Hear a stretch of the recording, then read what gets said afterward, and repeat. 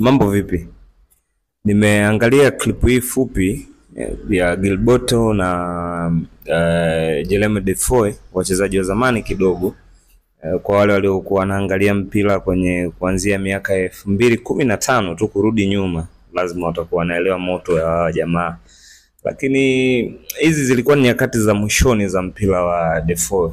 Sasa kipo kitu ambacho nimejifunza kutoka kwenye video hii, na sio kimoja. Nimeandaa mambo matano ambayo nimejifunza kutoka kwenye video hii.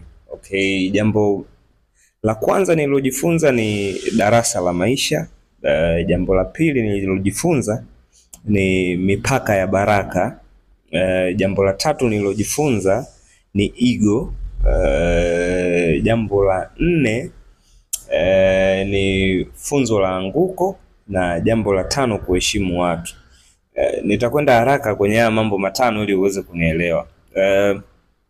Kwenye darasa la maisha hapa nilijifunza kitu kidogo tu, kwamba maisha ni popote, wakati wowote na mtu yoyote.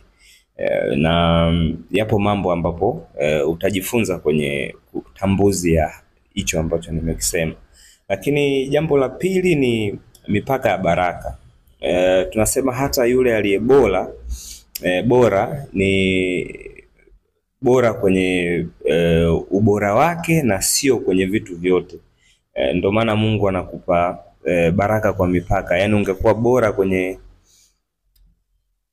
kila kitu, manake usingehitaji pia ile msaada kutoka kwa jamii iliyokuzunguka au watu wako karibu au watu unaofanya nao jambo hilo kwa wakati husika.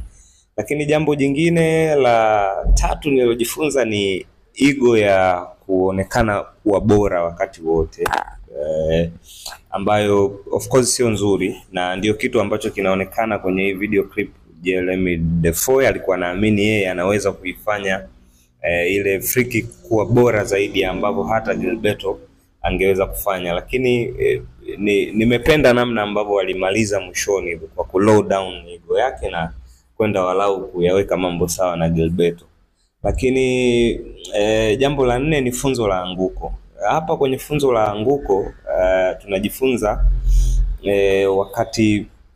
wakati bora pia huwa una maanguko ndani yake. Sasa yale maanguko yanakusaidiaje ili wewe uweze kutokuona wanaoinuka wakati wewe unaanguka ni kikwazo au kuwaletea ego kwako, kwa sababu kila wakati Mungu anagawa baraka yake kwa watu wake kwa sababu husika, na